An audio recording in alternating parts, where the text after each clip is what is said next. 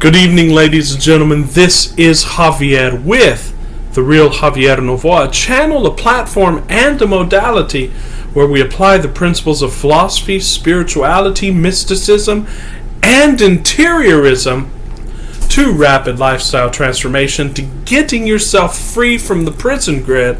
That's been the theme of this channel from the beginning. And I just got off 2 coaching calls today, which really have me fired up.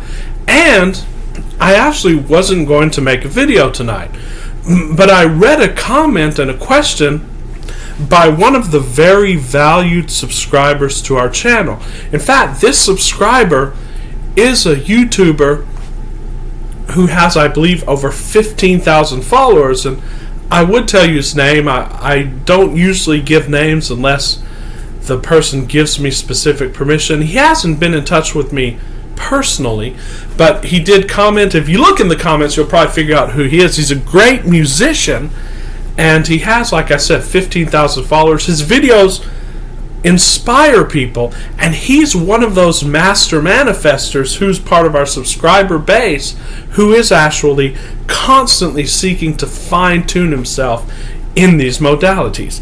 And I wanted to go into a question that he asked me here in the comments, and it's regarding Boris Berezovsky. And of course, Berezovsky was the great Russian billionaire who I mentioned and touched upon in our video that we did on the placebo. And we made many videos about him on this channel. You can just search the past videos of the channel. And many people now are going to say, well, Javier, why do you keep talking about this person? What's so special about this person? In fact, even when I send people his book, which just basically flabbergasted me because of the fact that he's so in tune with this material, they missed it. Even some great law of attraction, law of assumption coaches, actually, I posted some material from his book on their forums, and many of them deleted it from the forum. They just can't connect it. And the only thing I can say is, first of all, this channel, I'm not doing it to appease anybody or to please anybody.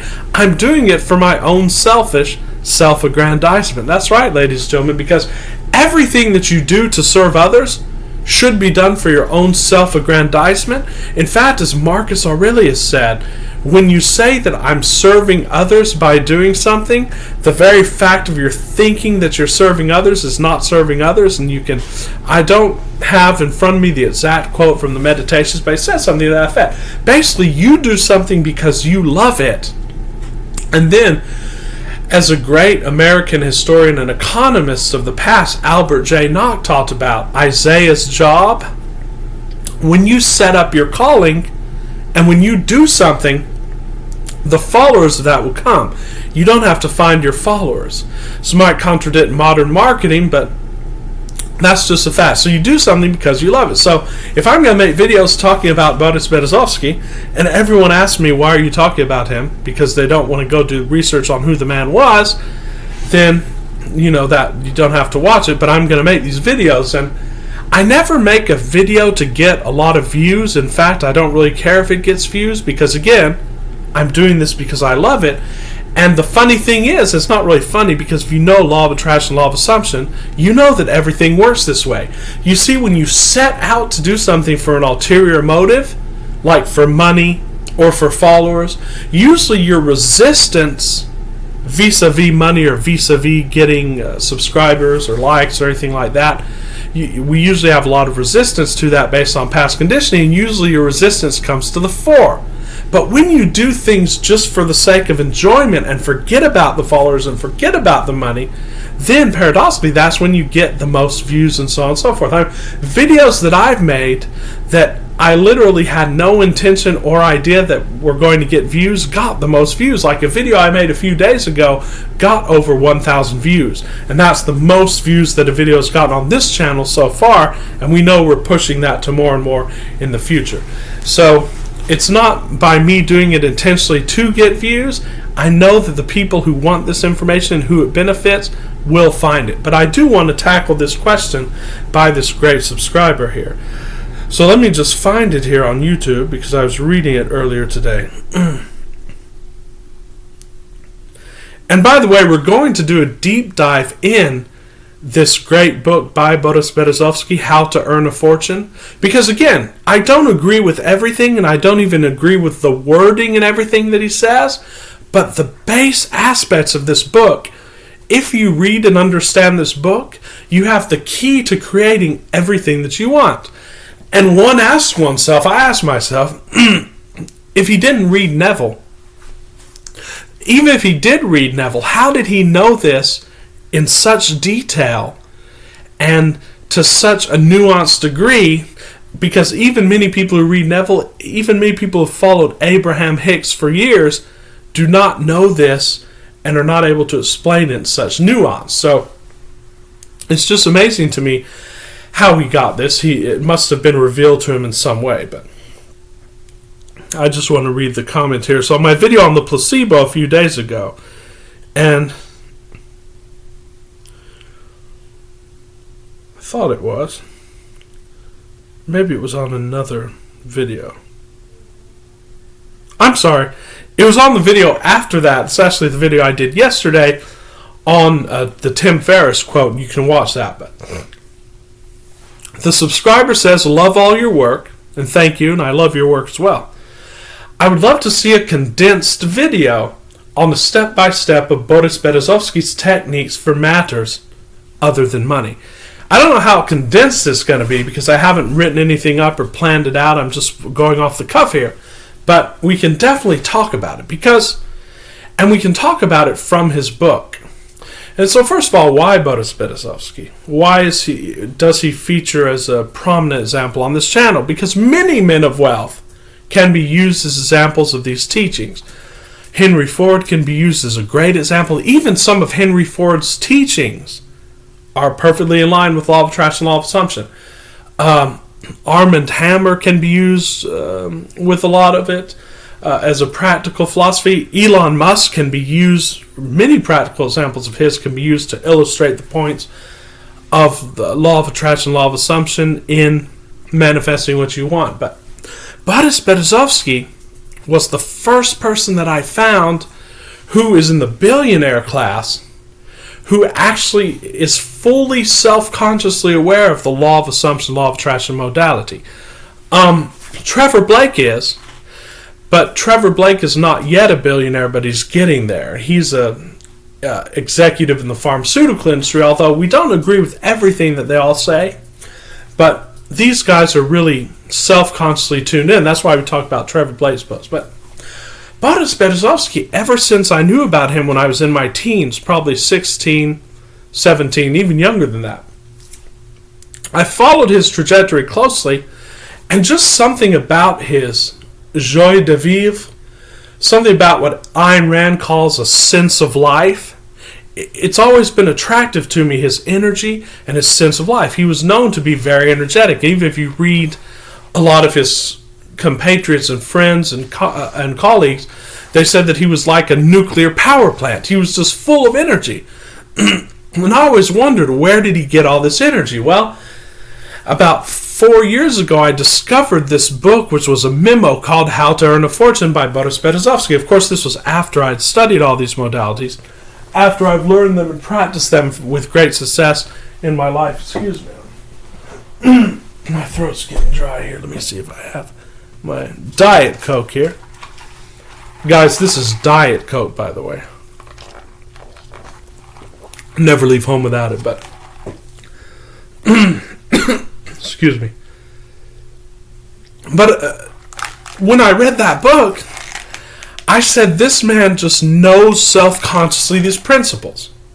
So the book itself is like, it was basically a memo sent to one of his companies about this, and it just basically teaches the whole modality. But the questioner's asking, I want a step-by-step of Boris Berezovsky's techniques for matter other than money.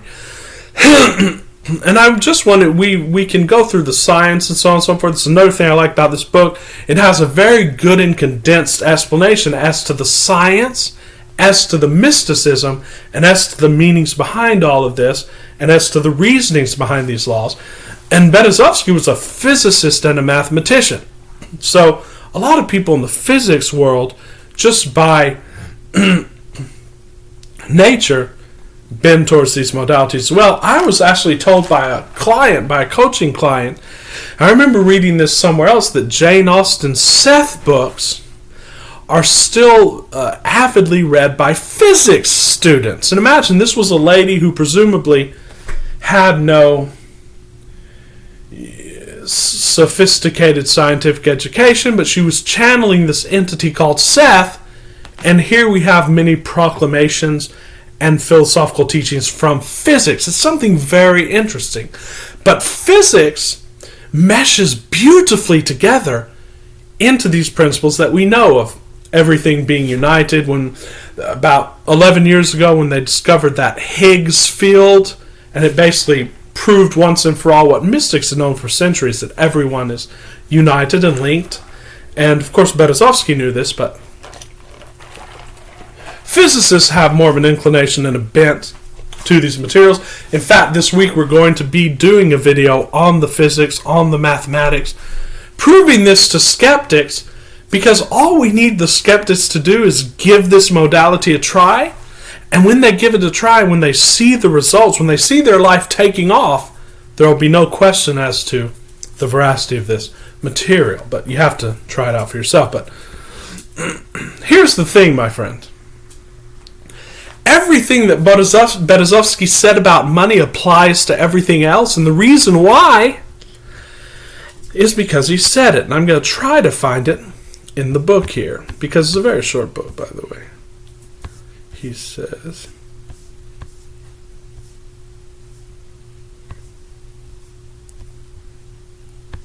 first I just want to say what he says here. Basically, the some of the instrumental aspects. He says, our primitive ancestor, before going hunting, used to draw a deer in the sand and attack the imaginary animal with a spear.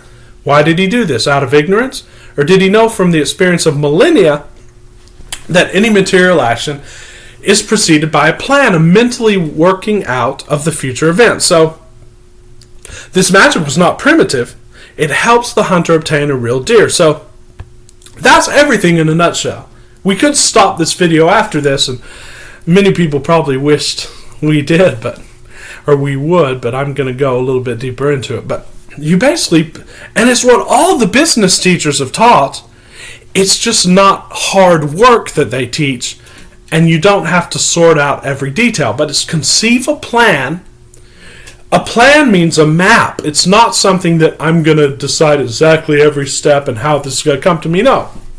You conceive a plan, which is a map of the territory that you want to surround you when this is finished.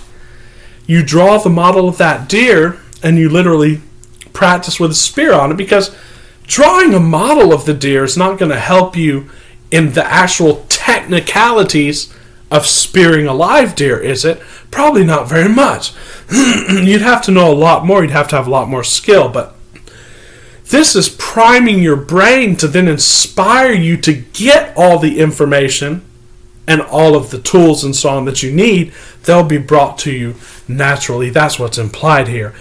You conceive of your vision in as much detail as possible. I want to read from Neville here, because Neville talks about this with regard to the couple that was imagining the house, and it's in the Law and the Promise here. And he basically gives you a way to do this. He says, let me look here. It's about the doctor and his wife. He says, but he said, the doctor's writing a letter to Neville, and he says, but now your teaching awakened a new concept, boldly telling us we could have what we most desired, which was an apartment building, through the controlled use of our imagination, and that realizing a desire was made more convincing without money.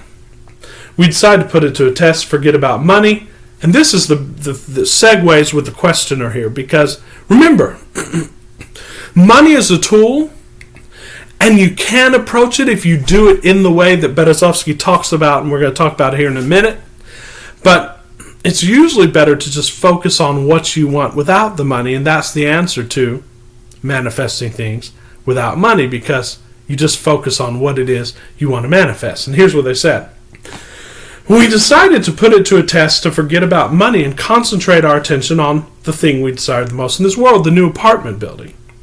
With this principle in mind, we mentally constructed the new building as we wanted it, actually drawing physical plans of the building so we could better formulate our mental picture of the completed structure. Never forgetting to think from the end, in our case, the completed occupied building, we took many imaginative trips through our apartment house, renting the units to imaginary tenants, examining in detail every room, and enjoying the feeling of pride as friends offered congratulations on the unique planning. We brought into our imaginal scene one friend in particular, and he basically talked about how exactly they did it. But this is planning, ladies and gentlemen. Planning is not getting yourself all into a wad and trying to figure out exactly how you're going to get there. Planning is trying to figure out exactly what the end is and drawing a plano, or a flat surface, a map, what military people call tabletop operations, a flat surface. Getting it onto a flat surface and then imagining from that. You imagine what you would be doing, what you would be thinking, and most importantly, what we talked about on this channel, context.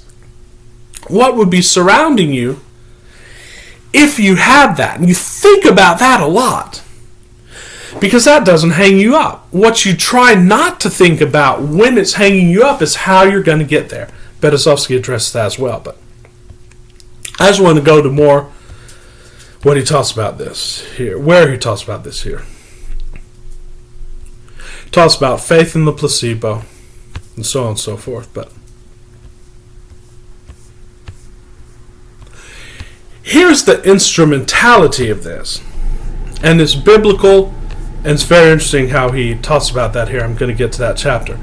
He says metaphysics of the world, and this is a very important chapter. I think we're going to do a whole video sort of as a gloss on this, as a commentary, but he says when an Orthodox Russian reads in the gospel, remember, BEREZOVSKY had the best of both worlds because he was Jewish, but he converted to Russian Orthodox Christianity. So he had all of the teachings of the Jewish sages, which basically Kabbalah, if you study the Kabbalah, it is this.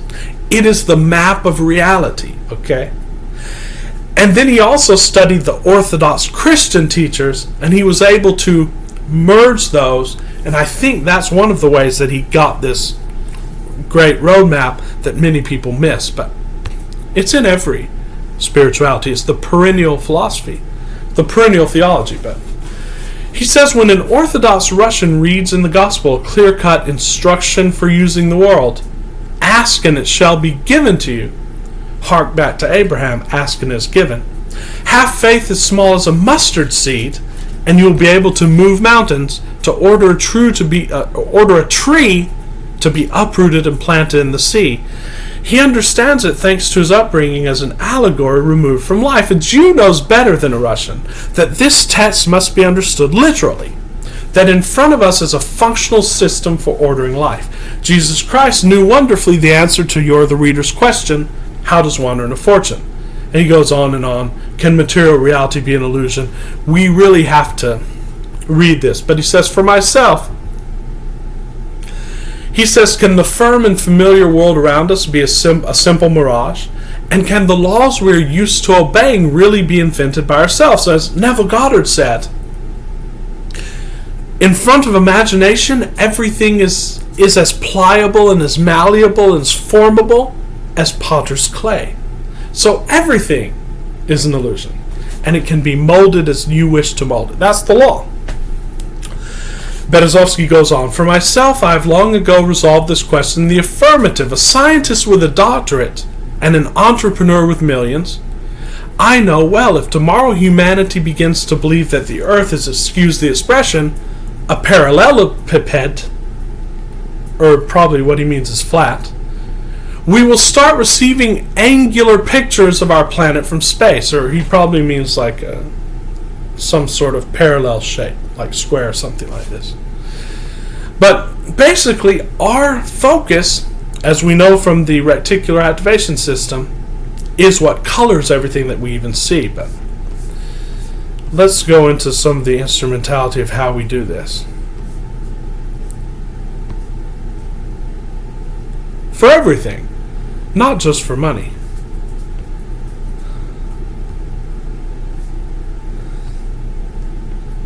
It goes into how we live in different universes. We have to really talk about and have commentary on this entire book. It'll probably take a series of videos.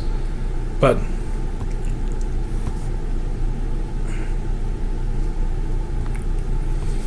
here's what he calls it. He says, I have not reached, nor will I probably ever reach, such heights of wilpanism. And he calls this wilpanism, which comes from the words, the sport of will, and alpinism, which is basically mountain climbing and forcing yourself and really strengthening yourself. And is that a good term? There might be doubt as to this, but the principles are very sound that he goes into here. And he says, but I know that if a world record of wilpinism is possible, then so are regional championships and backyard tournaments. If you set yourself the goal of enrichment, you do not need to strain yourself trying to overcome the laws of nature. It's much easier for you, since money belongs to the category of probable instead of mandatory. What he means here is that if you have the intention to levitate, or to break the laws of physics, or to do as the Tibetan monks that were described by Greg Braden, put your hand through a stone wall, you can also do that. You can absolutely do that.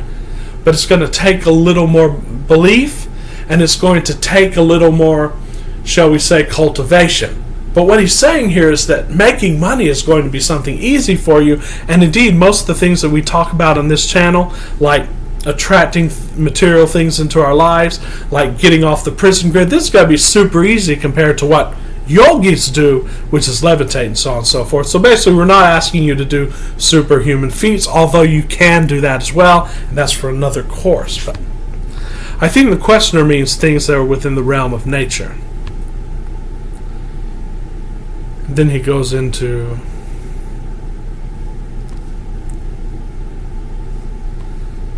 let me look and see where he has some more instrumentality here. Things that we can take and actually apply. It says, so get ready for a practical workout in the style of wilpanism. And this, again, anything that can be used for money can be used for anything else. For starters, it's necessary to measure one's abilities in a natural state. How much do you earn? How much your individual universe has been calculated for. So, and then he talks about analyze your social circle, get rid of all the naysayers, get rid of all the skeptics. You must have people around you, if you're going to have them around you, who believe in your success. It's not necessary, but it's a good auxiliary thing here. He says a very important step is in refusing the old world, the reality created spontaneously by your parents and friends in the chaos of your childhood impressions. What now seems to you like objective reality is in truth a random collection of fantasies about the world from various different sources. And again, this is all about what we talk about on this channel. Knowing yourself as the one, knowing that your whole world is simply a projection of your consciousness, it's within your consciousness, and then you don't even have to break the stereotypes or what you've learned about the world surrounding you. All of that will be done for you. This is the instrumentality and the practicality of this. Know that you have it and find some way whenever the doubts come up or whenever the negative feelings come up to bring yourself back to that. It's like meditation. I was talking to a client about it earlier today. When you're in meditation, let's say you're following the breath. Your thought wanders, then you bring it back to the breath. Your thought wanders again, then you bring it back to the breath. Your thought wanders, and it will. You bring it back to the breath, and so on and so forth, until you click and you get into that sort of space of no thing, no thought. Well, it's sort of like persisting in a state.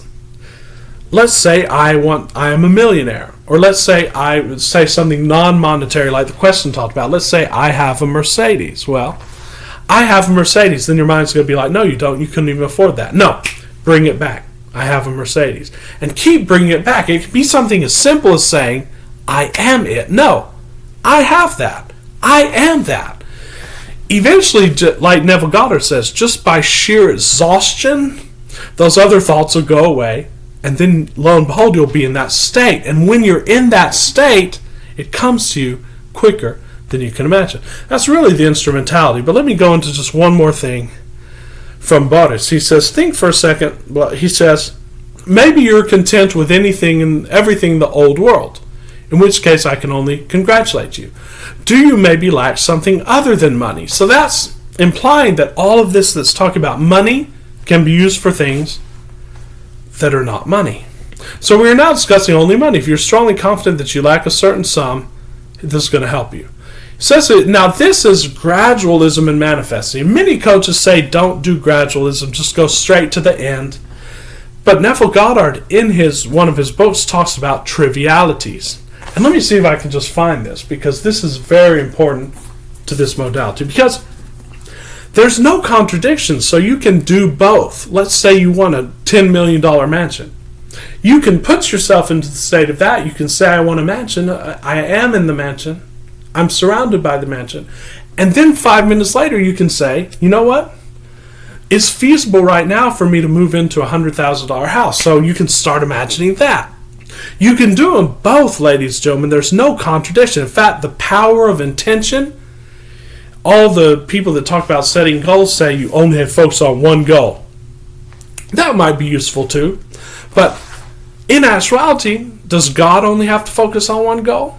No. You can focus on multiple goals because you're a multi-dimensional being. So you can focus on that $10 million house, and you can also focus on that $100,000 house. Has it ever occurred to you that very wealthy people have both $1 million houses and $100,000 houses? I know a lot who do. Why would there be a contradiction there? Why would there be a contradiction to doing what BEREZOVSKY is saying here? There is none. You can gradually manifest and fully manifest with no contradiction. But I want to talk about, if we find it here, when he talks about trivialities here. No, we're going to go into Neville Goddard here. Trivia.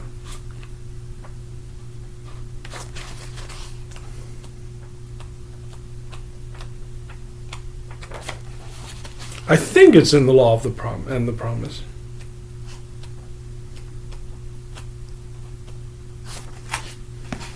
But basically, I'm not seeing. Oh, here it is. The trivia. Okay.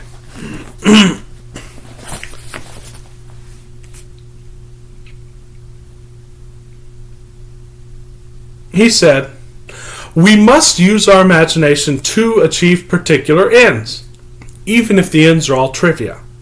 Because men do not clearly define and imagine particular ends, the results are uncertain.